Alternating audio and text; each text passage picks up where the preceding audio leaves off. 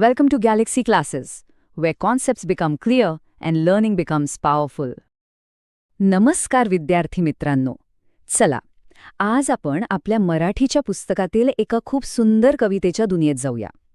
कवितेचं नाव आहे उजाळ उघडे माळरा नाही. ही कविता म्हणजे निसर्गाच्या जादूचा एक अप्रतिम अनुभव आहे.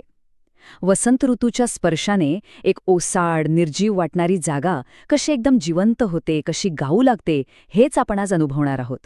आज आपण काय काय करणार आहोत त्यावर एक पटकन नजर टाकूया.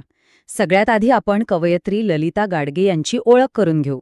मग आपण एक एक कडवं, एक एक ओळ अगदी व्यवस्थित समजून घेऊ, त्यातले लपलेले अर्थ शोधणार आहोत आणि हो, शेवटी परीक्षेसाठी काही खास टिप्स पण मी देणार आहे. तर हा आपला आजचा प्रवास खूपच मजेशीर आणि महत्त्वाचा असणार आहे. चला तर मग सुरू करूया. कोणत्याही कवितेला समजून घेण्याआधी तिच्या कवयित्रीला किंवा कवीला ओळखणं खूप महत्त्वाचं असतं, नाही का? कारण त्यांच्या विचारांची सावली त्यांच्या लिखाणावर पडलेली असते. चला तर आपण आधी या सुंदर कवितेच्या कवयित्रींबद्दल जाणून घेऊया. या कवितेच्या कवयित्री आहेत ललिता गाडगे. त्या एक खूप प्रसिद्ध कवयित्री आणि लेखिका आहेत. त्यांचे फसवी क्षितिजे, अग्निजाळ, संवेदन हे कवितासंग्रह खूप गाजले आहेत. त्यांच्या लिखाणात आपल्याला निसर्ग आणि मानवीय भावना यांचा एक सुंदर संगम दिसतो आणि हीच गोष्ट आपल्याला आजच्या कवितेतही अगदी खोलवर अनुभवायला मिळणार आहे. आता या एका ओळीकडे बघा. या एका ओळीत कवितेचा पूर्ण आत्मा दडलाय. It's like the trailer of the poem. म्हणजे वसंत ऋतू आल्यावर निसर्गात जे अद्भुत बदल होतात त्याचं हे एक मनमोहक चित्र आहे. सो मेरे उन दोस्तों के लिए जो हिंदी बेहतर समझते हैं, इसका मतलब ये है कि स्प्रिंग सीजन के आने से नेचर की खूबसूरती में जो प्यारे प्यारे बदलाव आते हैं, उसी का दिल को छू जाने वाला वर्णन इस कविता में है. आता कवितेच्या नावाकडे पाहूया. उजाड उघडे माळरा नाही. यातला पहिला आणि सगळ्यात महत्त्वाचा शब्द आहे उजाड. उजाड म्हणजे काय? तर ओसाड, भकास, जिथे काही उगवत नाही असं ठिकाण. हिंदीमध्ये आपण त्याला म्हणू बंजर किंवा सुना, आणि in English it's baron or desolate. आता जरा विचार करा, एक ओसाड, भकास जागा, आणि ती जागा वसंत ऋतूच्या येण्याने गाऊ लागते. आहे की नाही एक सुंदर कल्पना? चला, आता या जादूचा प्रत्यक्ष अनुभव घेऊया. चला तर मग आता आपण पहिल्या 2 कडव्यांकडे वळूया. इथे निसर्ग वसंत ऋतू नावाच्या एका खास पाहुण्याचं स्वागत कसं करतोय त्याचे एक सुंदर चित्र रेखाटलं आहे. चला, पहिले कडवं एकत्र वाचूया. स्वागत करण्या वसंत ऋतूचे रंग उधळले दिशा दिशांना, बेरड कोरड इथली सृष्टी घेऊन आली ती नजराणा. आता पहिली ओळ बघूया. स्वागत करण्या वसंत ऋतूचे रंग उधळले दिशा दिशांना. कवयित्री इथे म्हणतायत की वसंत ऋतूचं स्वागत करण्यासाठी जणू काही 4ही दिशांमध्ये सगळीकडे रंगांची उधळण झालीय. इसका हिंदी में सीधा सा मतलब है, वसंत ऋतू का स्वागत करने के लिए चारों दिशाओं में रंग बिखेर दिए हैं. इथे भावना आहे आनंदाची, उत्साहाची. जसं आपण सणाला रांगोळी काढतो, होळीत रंग उधळतो, तसंच निसर्ग वसंत ऋतूचं स्वागत करतोय. हे लक्षात ठेवा. परीक्षेमध्ये या ओळीचा अर्थ विचारला जाऊ शकतो. So pay attention to this beautiful imagery. इथे खूप सुंदर शब्द आहे उधळले. उधळले म्हणजे विखुरले किंवा पसरवले. हिंदीत म्हणू शकतो बिखेर दिए. In English scattered. पण नुसतं पसरवले नाही, उधळले या शब्दात एक वेगळाच आनंद आहे. जसं आपण आनंदाने पैसे उधळतो तसे निसर्गाने रंग उधळले आहेत. आता दुसरी ओळ पाहूया. बेरड कोरड इथली सृष्टी घेऊन आली ती नजराणा. इथे एक वाव मोमेंट आहे. सृष्टी म्हणजे हा निसर्ग कसा आहे? बेरड आणि कोरड. बरं, बेरड म्हणजे रखरखीत, भावनाशून्य, ओसाड. हिंदीत म्हणू शकतो रुखी, बेजान. In English dry or lifeless. आणि कोरड म्हणजे सुकलेली. तर अशी ही कम्प्लिटली लाईफलेस सृष्टीसुद्धा वसंत ऋतूसाठी काहीतरी घेऊन आलीये. आणि ती काय घेऊन आली आहे? तर नजराणा. नजराणा म्हणजे एक खास भेटवस्तू. हिंदीमध्ये आपण म्हणतो उपहार किंवा भेंट. In English a special gift. म्हणजे जी जमीन पूर्णपणे सुकलेली होती, जिच्याकडून काहीच अपेक्षा नव्हती, ती जमीनसुद्धा वसंत ऋतूसाठी एक सुंदर भेट घेऊन आली आहे. हा निसर्गाचा चमत्कार आहे आणि आपल्यासाठी एक खूप मोठा संदेश.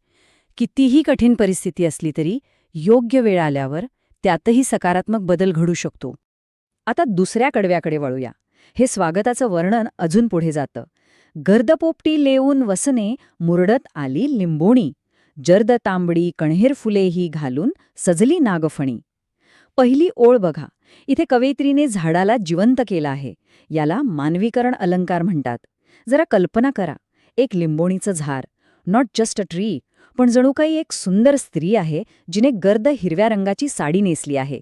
गर्द पोपटी वसने, आणि ती मुरडत आली आहे, म्हणजे लाजत ऐट दाखवत चालत येत आहे. इसका मतलब है नीम का पेड़ जैसे गहरे तोते जैसे हरे रंग के कपड़े पहनकर अदाओं के साथ आ गया है. निसर्गाचे हे रूप किती नाजूक आणि सुंदर आहे. यात एक सुंदर शब्द आहे, गर्द पोपटी. गर्द म्हणजे दाट, गडद, और पोपटी मतलब तोते के पंख जैसा हरा रंग. सो गर्द पोपटी म्हणजे डीप पॅरेट ग्रीन. वसंत ऋतूत झाडांना जी कोहळी ताजी पालवी फुटते तिचा हाच रंग असतो. आता दुसरी ओळ, जर्द तांबळी कण्हेर फुले ही घालून सजली नागफणी. आणि आता बघा, नागफणी एक काटेरी खडबडीत रोप. आपल्याला वाटू शकतं की ते सुंदर नसतं, पण नाही, ती सुद्धा या स्वागतामध्ये मागे नाहीये. तिने स्वतःला जर्द तांबडी म्हणजे गडद लाल रंगाच्या फुलांनी सजवलं आहे. जर्द तांबडी म्हणजे डीप रेड. यामागचा संदेश स्पष्ट आहे. बाह्य रूपावरून कुठल्याही गोष्टीला कमी लेखू नका. कठोर दिसणाऱ्या गोष्टीतही सौंदर्य लपलेलं असू शकतं. परीक्षेमध्ये लिंबोणी आणि नागफणी यांनी वसंताचे स्वागत कसे केले असा प्रश्न येऊ शकतो.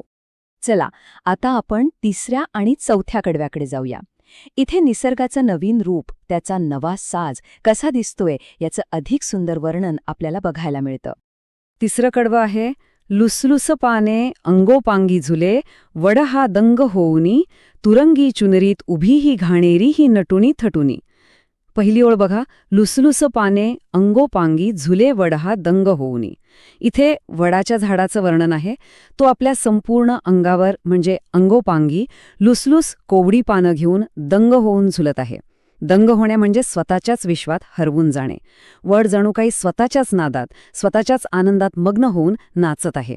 ही is lost in his own happiness, dancing to the rhythm of the wind. हा खरा आनंद आहे, a state of pure bliss. यातला लुसलुस हा शब्द खूप सुंदर आहे. लुसलुस म्हणजे कोवळी, तजेलदार, नाजूक. हिंदीमध्ये म्हणू शकतो मुलायम और ताजे. In English tender and fresh.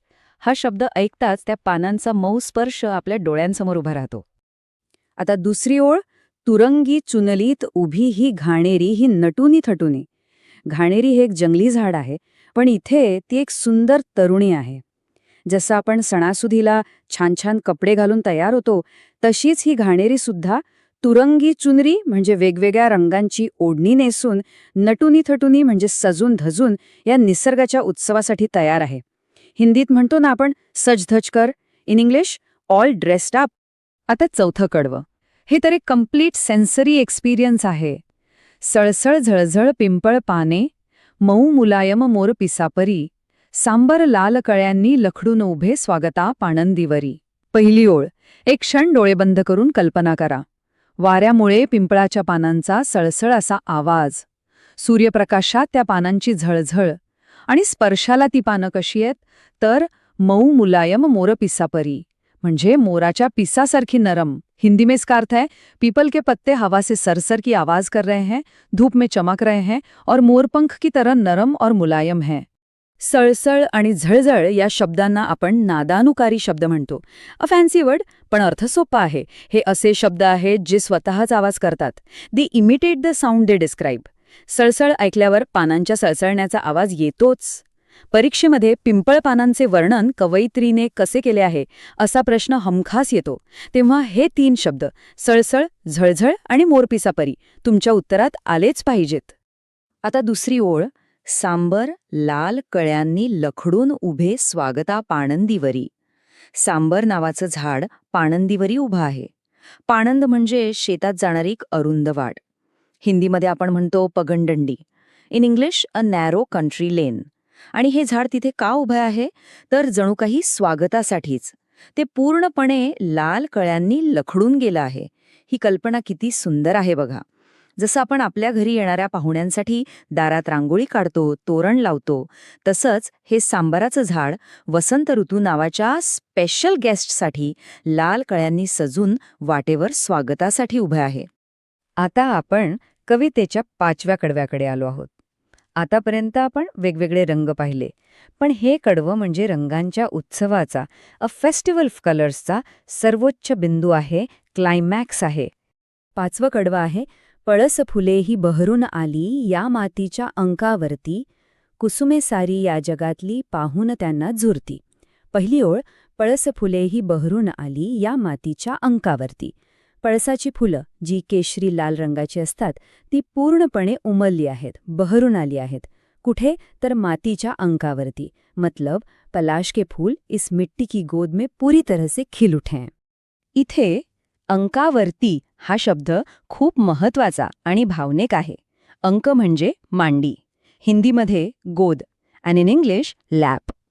इथे धरती फक्त माती नाहीये, तर ती एक आई आहे. आणि पळस फुले तिची लहान मुलं आहेत, जी तिच्या मांडीवर, तिच्या अंकावरती खेळत आहेत. किती सुंदर आणि प्रेमळ नातं आहे बघा, निसर्ग आणि धरणी मातेचं. आता दुसरी ओळ बघा, ही तर अप्रतिम आहे. कुसुमे सारी या जगातली पाहून त्यांना मनात झुरती. कुसुमे म्हणजे फुले, हिंदीमध्ये फूल किंवा पुष्प. कवयित्री म्हणतात की या पळसफुलांचं सौंदर्य इतकं विलक्षण आहे की जगातली बाकीची सगळी फुलं त्यांना पाहून मनात झुरतात. म्हणजे त्यांना वाईट वाटतं, एक प्रकारचा हेवा वाटतो. इथे कवयित्रीने अतिशयोक्ती अलंकार वापरला आहे. It's a way of exaggerating to make a point. अर्थात खरंच बाकीची फुलं जेलस होत नाहीत, पण कवयित्रींना सांगायचंय की पळसाची फुलं इतकी सुंदर आहेत की त्यांच्यासमोर बाकी सगळं फिकं वाटतं. It's the ultimate praise. आतापर्यंत आपण निसर्गातील रंग आणि रूप पाहिलं. डोळ्यांसाठी एक मेजवानीच होती. आता शेवटच्या कडव्यात कवयित्री आपल्याला ह्या बदललेल्या सृष्टीचं संगीत ऐकवणार आहेत. So let's go from sight to sound. 6वं आणि शेवटचं कडवं. आंब्याच्या मोहरातून आली कोकिळेची सुरेलतान, उजाड उघडे माळरानही गाऊ लागले वसंतगान. पहिली ओळ, आंब्याच्या मोहरातून आली कोकिळेची सुरेलतान. वसंत ऋतू आला आणि कोकिळेचा आवाज आला नाही असं होतच नाही. कवयित्री म्हणतात की आंब्याच्या झाडाला जो मोहर आला आहे, त्यातून कोकिळेची सुरेल तान म्हणजे गोड, मधुर आवाज ऐकू येत आहे. इसका मतलब है आम के बौर में से कोयल की मीठी आवाज आ रही है. हे दृश्य आणि हा आवाज वसंत ऋतूच्या आगमनाची खरीखुरी ओळख आहे. इथे मोहर हा शब्द महत्वाचा आहे. मोहर म्हणजे आंब्याच्या झाडाला येणारा फुलोरा. हिंदीमध्ये याला आम के बौर म्हणतात, and in English mango blossoms. या मोहराचा सुगंध आणि त्यातून ऐकू येणारा कोकिळेचा आवाज हे वसंत ऋतूचं एक अविभाज्य पॅकेज आहे.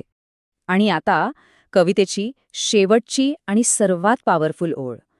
उजाड उघडे माळरानही गाऊ लागले वसंतगान.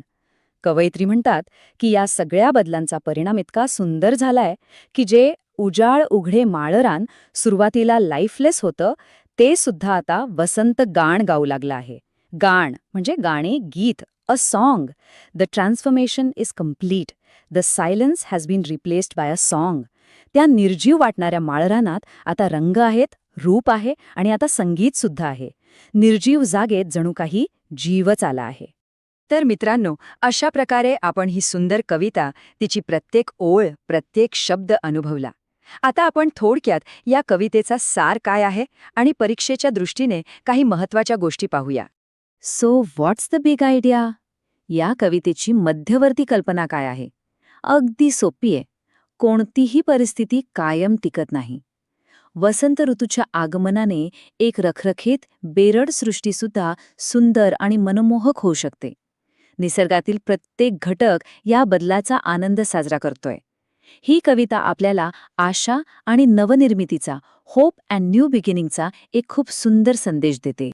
आपण या कवितेत आलेले काही महत्त्वाचे शब्द आणि त्यांचे अर्थ पाहिले होते. चला एकदा पटकन उजळणी करूया.